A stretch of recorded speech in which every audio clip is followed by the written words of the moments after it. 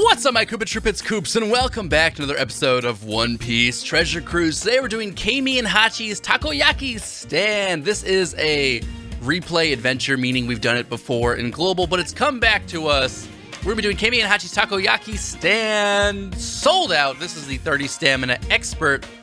The interesting thing about this is you have to have characters with a cost of 49 or less only, which is a pretty generic thing. That cuts out your 50 and up, which is essentially your monster kind of captains and your legendaries.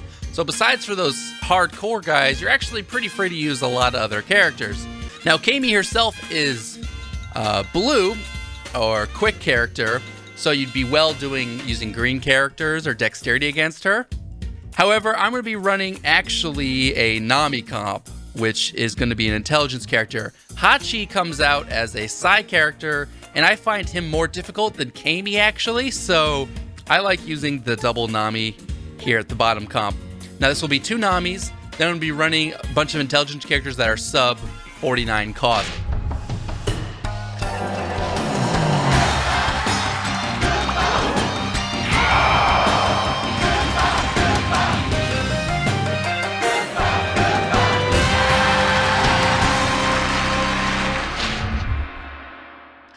It should be a relatively easy fight overall. Now, there is one thing you do need to do that I like to do, or you don't need to do, but I like to do. Camie at the end has a couple of forms she can take, not forms, essentially groups of enemies around here, about 3 different ones, and one of them is actually quite difficult because it's guys with about 8 or 9 HP, but they're all, or maybe it's 10 HP, but they all have super strong defense. So I actually like to get Vista Special up to clear that one. And because I got a max Vista, it works out quite well. So what I will do is I actually will stall just a tiny bit in these first couple of levels, just so I have his special up in time, because there's only 7 ones here and his is this thing of 10. So I need to stall just a tiny bit.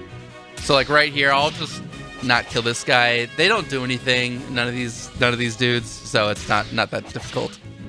Now, with double Nami, I have her special up really fast as well. I don't necessarily need it, but yeah, I have it. So it's pretty much just going to be straight clearing out these guys. None of them are super strong or anything like that. I'm going to go ahead and leave this guy up for a second just to waste a little bit more time to get his special up. I can go ahead and kill him now. There's not a ton of... well, I take that back. There's not a ton of great things that can drop out of this, except for maybe a blue turtle, but there are some great books actually. So this is a decent one to go ahead and level, not stall on. Oh, it's not going to attack that guy, is it? That's kind of stupid. It doesn't auto that guy to the last one, but obviously I'm like, that guy's going to attack me next. I don't want to attack the turtles. I don't care about the turtles. They don't do anything. So it's kind of weird how it does that, but that's all right. Just touch on that guy if you want to kill him off. He's really easy with this team comp. There's a lot of good books in here, so you might want to grind this event just to get some of those good books. You don't really stall too much, like I was saying. I mean, you do want to stall, but you kind of naturally stall with some of the heavy defense turtles in case you miss your greats or perfects on accident, so it's not a huge deal, though. We're at 5. We will definitely get our special up in time, so we're good to pretty much clear out the rest of these enemies. The Namis I have at the top here are my weakest characters, and I like to put my stuff in order in terms of attack, and having the bottom right or bottom left corner be my strongest attackers. So the way this goes is I have everything in order, going with Dunch and Zhao at the bottom here being the strongest guy. Now here comes Hachi. Hachi is not too bad unless you make a mistake. If you get him below, I believe it's 20% HP or less, it is something where he gets rid of all of your SFX, so you can't see the attack. I find that be one of the more annoying things in the game. It's not needed. You'll still probably do okay, but damn, is it not annoying. So either get him to like 3/4 of HP dead and like leave it, or just straight kill him in one hit. Now we have a lot of damage here, so I think we can just straight kill him. I'm going to go ahead and use Nami's special and just get that 1 orb to purple. And now let's go and try and hit some of our perfects here. As I hit a great, but we still should be fine. We have a lot of damage. Normally I don't get so lucky and have so many purples. So easy clear there, but like I said, if you can't kill him in one turn, get him to 3/4 or half HP, but don't get below 20%, because then you have to deal with that annoying crap at the end.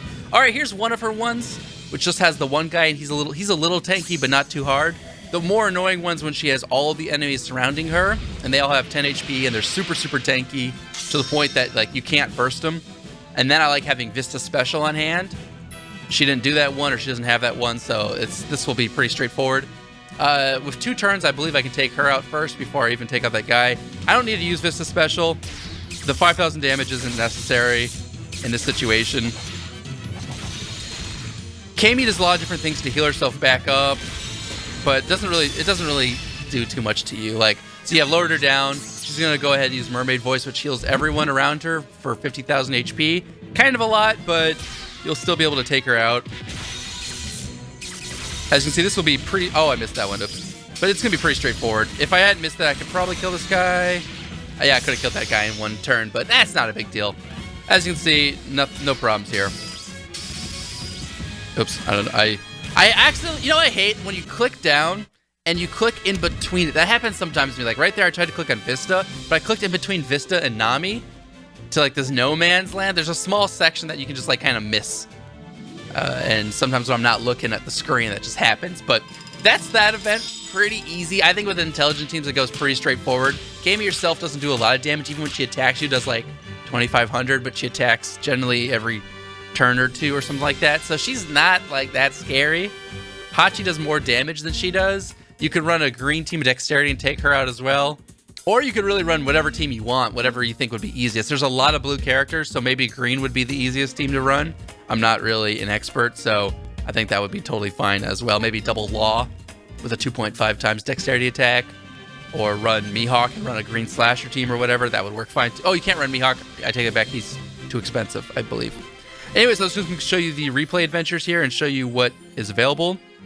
So there's some manuals: Rayleigh Dark King's Aura, Nominal Number and Strike, and Scratch Metapu, Scratch Body. The rest of these are pretty crap, but those first 3 are actually quite good. Scratch Metapu is one of the best combos with Law to get in the orbs to all dexterity. Nominal is not super. Actually, he's a pretty good fighter one, so that's useful there. And Rayleigh, as we all know, is a legendary, so getting their special downs is always good. So that's actually a pretty good event to farm if you want to farm for some decent books there. But that will be it for today's episode. Thanks so much for watching, guys. I hope you enjoyed another One Piece Treasure Cruise video. Until next time. GG.